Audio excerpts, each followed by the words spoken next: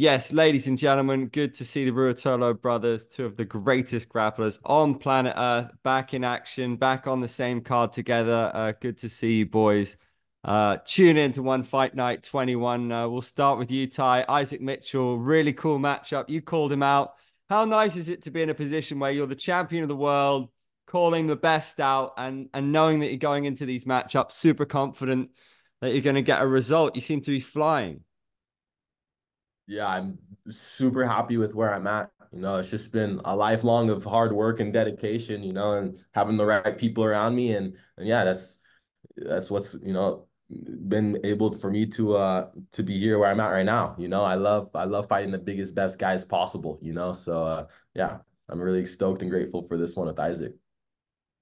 You're welcoming him to the organization. Is that a nice one for you? And he seems like a really interesting dude, skateboarder, Aussie rules player, kind of maybe a man after your own heart in terms of like living the life. Is Yeah. he a really intriguing challenge for you? He is for sure. His style of jiu-jitsu intrigues me, number one. I know he likes to fight hard and he's very aggressive, which is good because I like when people are aggressive towards me. It definitely brings, a deeper beast out of me, and Isaac, yeah, he's got a cool little lifestyle I've seen in Australia, surfing and doing that. We like a lot of the He same seems like things. if he wasn't our competitor, probably be our friend, but no room for that now, But right? it's not. We'll see after. But yeah, yeah, he's doing good stuff. I'm excited to have a match with him. Um, how interesting is this rivalry between Atos and JDS guys? It's like creates a nice narrative, different styles. You guys have seemed to enjoy yourselves though, on the whole, would you say? Yes, sir. Yeah, I think when the leg locks really first kind of started coming into Nogi Jiu-Jitsu, the rivalry was at its biggest, because Atos, we've been dominating Nogi for, a long time. And when, the DDS came in with their leg locks, it caught a lot of us off guard, So yeah, I think the last couple of years, the rivalry, I don't say it's been fizzling out, but it just doesn't seem to be quite as Strong as he used intense. to. Yeah, yeah, yeah. But with that being said, he's another one that come from Craig Jones, all those guys, So I'm excited to, going up for the team. And you've got Francisco Lowe, Chico, Kane. He's another one, coming to one championship. How comfortable do you feel? Because you've gotten lots of experience now in the organization under the rule set. How excited are you for this one? I'm super excited, especially because of the matchup. I know Francisco's an exciting matchup. He throws, I've been saying it a lot. He's kind of just a question mark. He throws kind of all caution to the wind and throws out crazy submissions, whether jumping triangles or flying triangles, foot locks, kind of attacks all parts of the body. So it'll be an exciting matchup for sure. This is one you're invariably always going to get asked, but in terms of your biggest tests that you've had so far in one, where do your two opponents stand, would you say?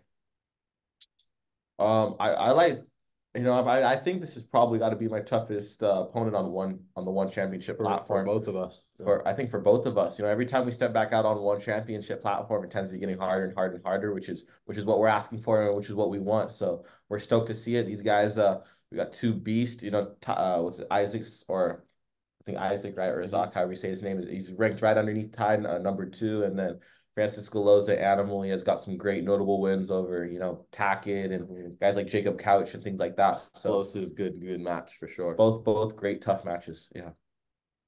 Um, I know that the story from Japan was that you were up for stepping in for some MMA in the Shinya Aoki fight and then going to go and do your match anyway. I thought that was awesome and maybe shows who you are as a martial artist. Could I hear your side of that story about what went on? Yeah, sure. Yeah, it's pretty much just kind of like whatever was published out there. I just remember who was it? Yeah, Sage. Something happened with his cornerman, so he wasn't able to fight anymore, or he didn't want to fight anymore. And knowing that Shinya is predominantly a jiu-jitsu background too, you jiu-jitsu most of his MMA fights. I was like, honestly, probably be a solid debut matchup when I thought about it. Jiu-jitsu versus jiu-jitsu would probably be really exciting. And for my MMA debut, I was like, it felt like a win-win almost. I was like, why not? I could kind of send it and still do my jiu-jitsu match after. I was confident I'd get the job done and still be able to do my jiu-jitsu match. So I told Chaudhry, like I told a couple of the one staff and told everyone like, do you guys need the replacement? Like I'm ready. And then so they're looking around, and I think he said he was looking for Lineker, and they were looking for Lineker to fill in. And I went up to Chaudhry like 3 different times. I'm like, hey, I'm telling you, you need someone. I'm right here. Like, let me do it. Let me do it. I think we texted him too a couple of times, but he ended up putting Lineker in just because I already had the match with Tommy, of course, on that same night. But yeah, it would have been super rad night if I had gotten both the matches. Yeah. What was your perspective, Ty? Because you offered to corner Sage, right? What was your perspective as you were going to corner Kade? You're his brother. Were you up for this as well? Yeah, 100%. I'm there to support my brother no matter what and anything that he does, So I was hoping that Sage was gonna be there and be able to kind of, keep the show on. But some things ended up happening, and you didn't want to fight. So I was like, all right, Kate, it's on, let's do this. We are shadow boxing. I had my hands up. He's throwing like 1-2s, 1-2. It's classic. I thought I was on for a second. I'm like, oh, I think Shachi's gonna let me do it. I was like, all right. So, obviously the prep for an MMA match is way different, but he's been prepping for an MMA match too. He's ready to make his debut this year, and it would have been a really interesting way. I don't know how my mom would have handled that, but I know I was all for it. So I know that you've spoken about MMA. It's something, I'm really excited about. The fans will be really excited about. What's the plan? Have you got it settled? Is it this match and then MMA? Is it this match then one more in MMA? Yeah, I believe this is gonna be my last jiu-jitsu match this year until my MMA match, which is exciting. So it's definitely in the near future. Because I got a lot more jiu-jitsu matches this year I want to do as well. So got a busy year lined up. That's so exciting. And we've seen it go wrong in terms of matchups for people. For example, Sage, his one debut went horribly wrong. The matchup was terrible for him, right? How important is it that you get this debut matchup right? And who do you like to fight? Right. As far as like, there's not really a specific name. I just kind of want to get my feet in the water and just finally make that debut. It's just been long. It's been a long time that I've been wanting to do that. It's been something that I've wanted to do for a while. Every time I feel like I finally get locked back into the MMA, training and mindset, I get another jiu-jitsu match. So it kind of pulls me back away and makes me lock back in for jiu-jitsu, and then kind of just prolongs that MMA debut. So finally, I'm just putting my foot down. I'm like, all right, this is the date. Um, the opponent, I don't think I can say too much yet, but I didn't really want anyone in particular. It was really anyone who one thought would be a good matchup, would be a good, exciting fight, and they found a fight that they feel is going to be a good matchup. So I just accepted it. I probably would have accepted majority of the guys. I just really wanted to just get out there finally. That was the main thing for me. It wasn't so much even my stance, more so just our coaches and team behind me and the people overseeing my decisions. It was more on their end. So I've been ready, but now the people behind me seem to be a bit more. That's the You main thing. already know, but you won't tell us. Okay, got it. Okay. So it was interesting the notion of you stepping in doing MMA and BJJ, because I guess you guys have grown up on brackets, competing multiple times in one evening in jiu-jitsu, right? Is that something you'd like to see? And we've seen Grand Prix happen around the world. I'm not sure if it's something Chatri would want to do, but competing more than once in a Grand Prix in one evening, do you think that'll happen? Is that something you want to do? Maybe in jiu-jitsu it's more feasible submission grappling. Right, feasible, right? Oh, that's a crazy ask. I'd be down for it though. I'd be up for it. I think they probably done some things like that in the past, right? They had some divisions for some, MMA, 3 fights in one night type things or something like that. So, I mean, I just love martial arts and all forms of combat fighting, so I'm just down for it all. I'll tell you what, one is so good at taking martial artists and just creating such a good show, and they're down to do whatever. You seen in that last venue with Cade, they're ready to flip them out, and they were running through the stands of stadiums, thousands and thousands of people looking for John Lineker, like they're down to do whatever it takes to make the show go on. We got the treat of watching Rod Tang and Mighty Mouse duke it out, in the special rules matches. So that's the special thing about one too.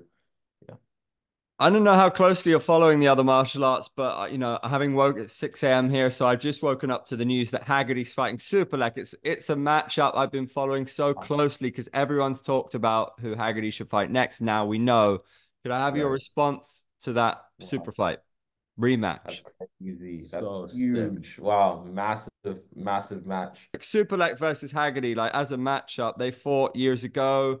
Superlek won by a doctor's stoppage, but how big is that in your eyes in terms of a spectacle? I mean, we've got that's for the Haggerty defending the Muay Thai belt, I bantamweight. think it's absolutely it's huge. I mean, especially after the you can see say like the steamroll that Haggerty's been on, right? I mean, you can tell he's definitely been feeling into his shoes and he's been feeling comfortable. I mean, even calling out guys in MMA, right? So you can tell he's feeling comfortable on the one championship stage, and it's becoming a bit of a second home for him out there. Every time that I've seen Haggerty fight, he surprises me, you know, and every time that I see super like fight, he impresses me. You know? So I'm really excited, yeah, see what's gonna happen. You know, if Haggerty's gonna surprise me or Super Leg's gonna impress me again. Either way, I just can't wait to look forward. I mean, it's unreal. It's gonna be an unreal match. It's always great interviewing you guys and really fun to interview you guys together. So for the last one, it'd be cool to have you ask each other a question. I remember being backstage years ago with Nate Diaz, and he was sitting talking to his friends, saying, "Oh, these journalists, man, they're cookie cutter questions." And he's like, "Oh, I'm not talking about you, dude." I was like, "Okay, no worries." But like, I feel like you've always got to ask somebody after a fight, you know, who they want next. That's inevitable. But I'm interested in your perspective. Do you sometimes get asked the same stuff over and over again? Is there questions that you find repetitive, and what would you like to ask each other that you think's that you don't get asked right now? Right. That's a good one. That's a great question. Um, what's your plan after the match? After this next one? Lock right in for MMA. And you already know, just lock straight into MMA and you get as lethal as I can, as quick as I can. You want to go to Costa? Of course I want to. I just don't know if it's smart to, you know. I definitely want to.